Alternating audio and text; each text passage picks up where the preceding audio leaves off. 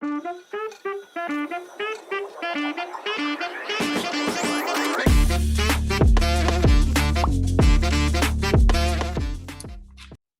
you think of art, psychology is probably one of the last things to come to your mind, unless you're thinking about the amount of artists who struggle with their mental health.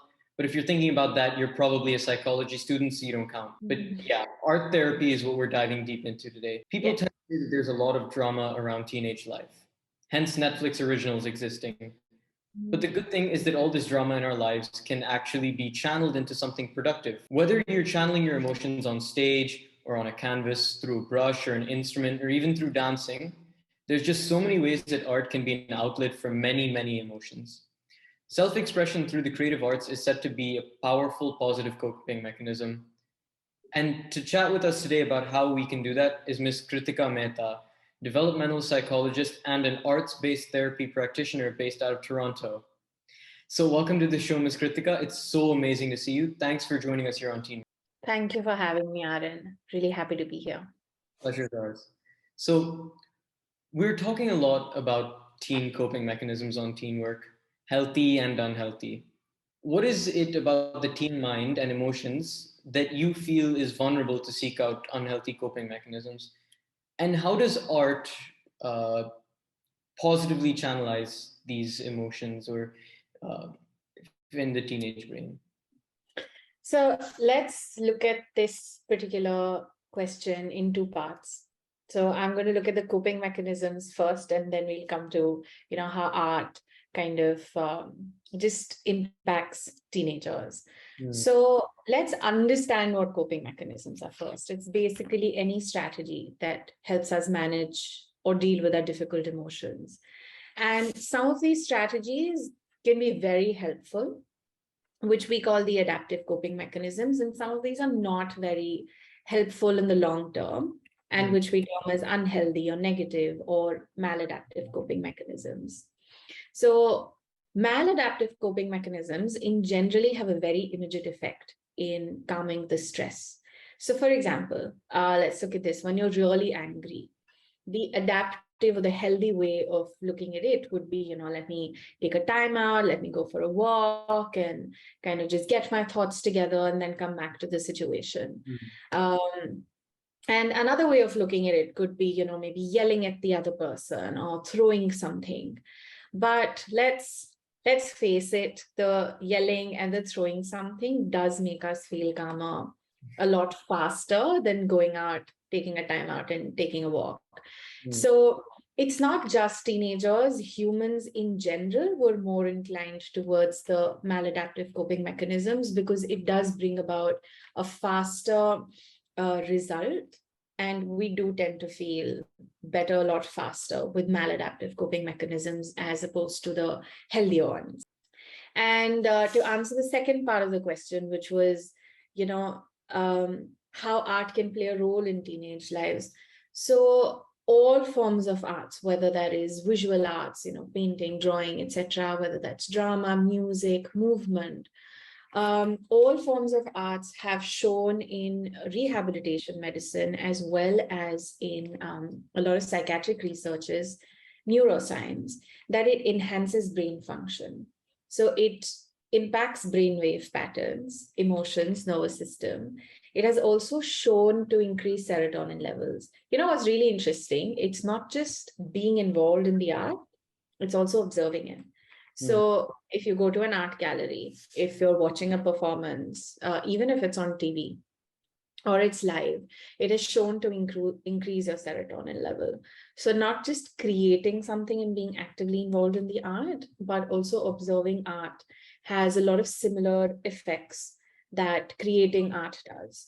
So it's targeting the neural pathway. So whenever we want to work on a specific thought process, and we want to replace that particular thought with something more functional for the particular teenager or any person, art does go a long way because it helps us target those particular neural pathways and then eventually the thought processes.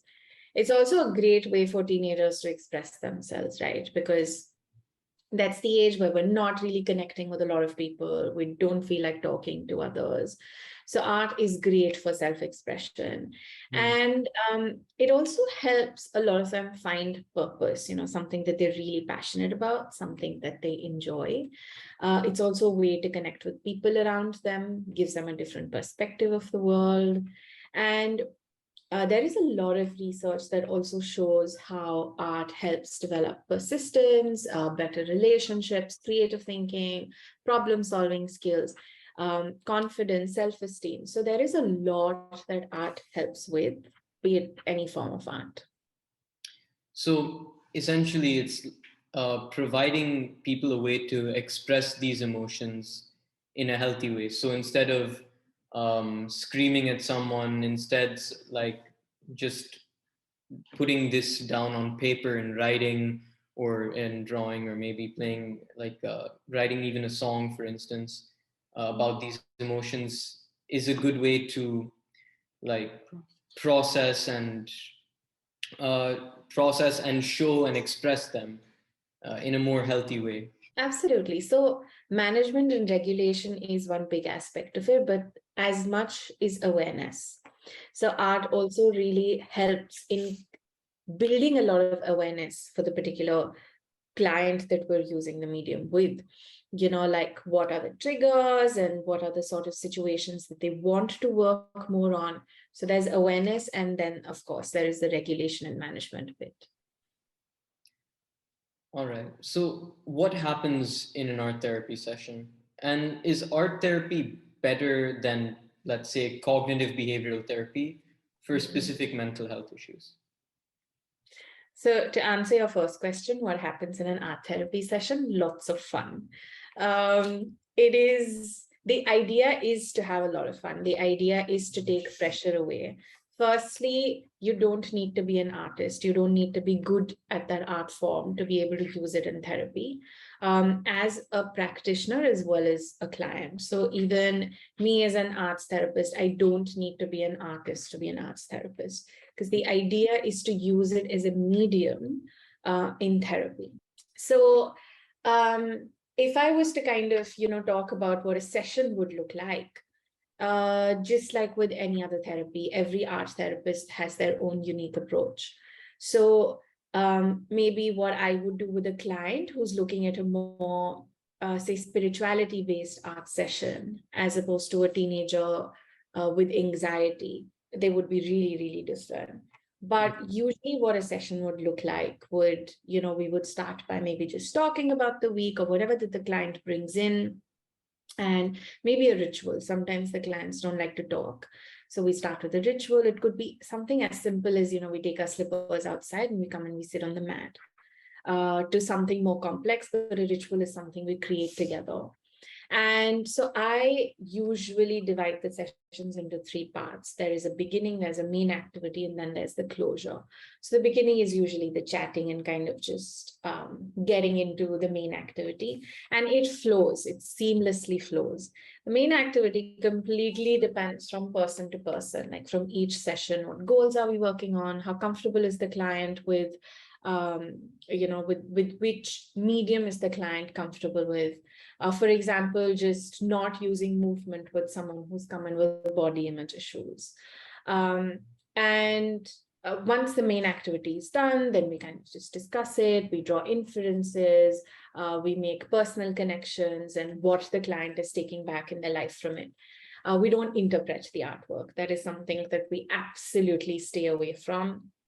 And then comes closure, which is essentially closing, leaving the emotions that have come up here, so you don't take it back with you, shaking off in case there was a role that you took up, and the idea behind the flow being this way for the sessions is for the client to feel integrated when they leave, so they don't feel like, maybe overwhelmed because of what came up, or that there is so much more that needs to be done. There needs to be this integration that happens. Well, your next part of the question about, is it better than the other forms? I feel like each therapy has its pros and cons. And so I follow a very eclectic approach in the sense, take the best from each therapy that you like and kind of create your own sort of, signature way of doing things.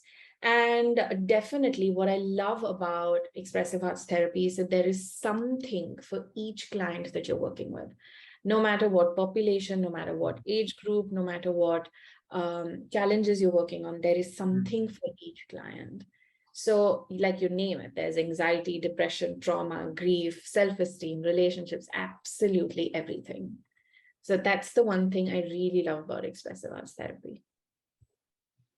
So before we move on, I just wanted to say that I noticed when I asked the question, you started smiling like immediately when I mentioned what happened. So I wanted to just mention that quickly. I think so, yes. The smile was because the first time when you said, what does it look like? The first thing that came to my head was fun. Like that's the first thing that came to me.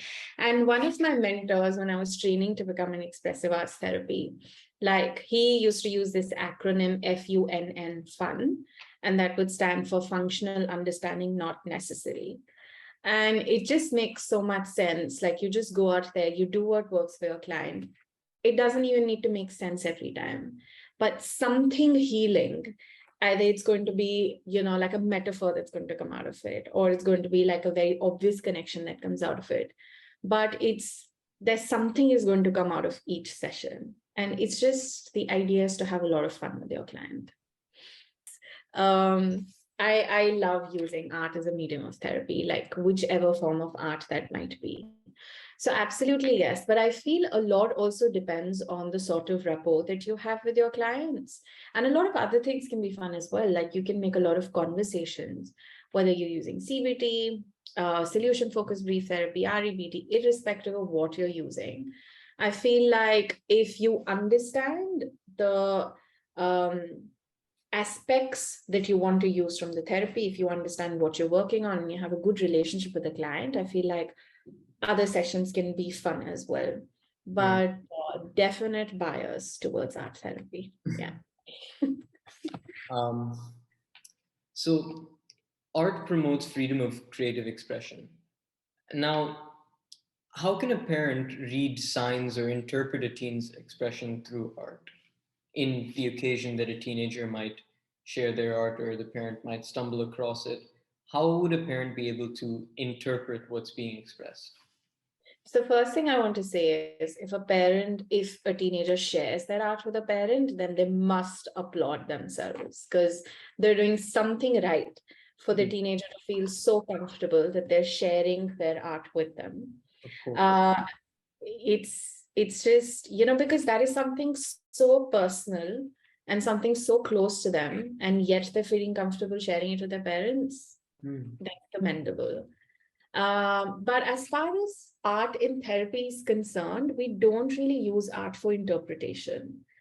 So my suggestion to anyone that asks me this question is have a conversation around it. Let me share this very, very interesting example with you. I was working with a 7-year-old, and one of the goals that we were working on was aggression that came as a result of him not feeling heard. And so in this one particular session, we were talking about, parts of us that other people don't see and we would like them to see. So we used crayons and paints to create that. And he gave me a very, very black and dark sheet of paper. And the moment I looked at it, like my first instinct was there is so much darkness, because that's how we, tend to look at black and dark colors. But when we started talking about it and when we started discussing it, he said this represents that he's as vast as the universe. And people don't see that. People only see him for his anger. But this is the vastness that he has, which is the universe. And that just blew my mind, because I would have never been able to look at that black sheet of paper as the vastness that's there in the universe. So it's, art is a great way to start a conversation. So if a parent comes across anything that their teenager has created, talk about it, start a conversation, ask them what they think this is representing, how they feel about it, how it makes them feel, and just kind of take it from there. So start a conversation is basically what you're saying. If a teenager shares it with you, you should talk about it, like in order to sort of delve deeper into what they're trying to say or what they mean by it when they made it. Yes, because my favorite thing to do with art, again, any form, whether that's visual, whether we've created like a song, we're using an instrument or any kind of movement, is to see how that connects with my life. How, in maybe it's a metaphor that's come up, maybe it's very simply translating and very directly translating to my life, but how is this connected to me? What can I take from this? And do I need to make any changes? And just taking it from there, but it's a great place to start a conversation for sure.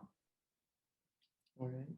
Now, what would you say is the most dramatic change you've seen or you'd say was enabled in a teenager through art therapy? And please go into as much detail as you can. What comes like just instantly came to me the moment you said that was this 14-year-old that I was working with.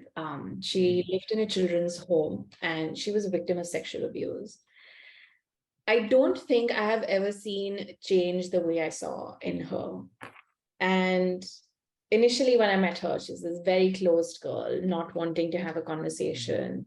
She didn't enjoy having people around, didn't want to make friends, was refusing school.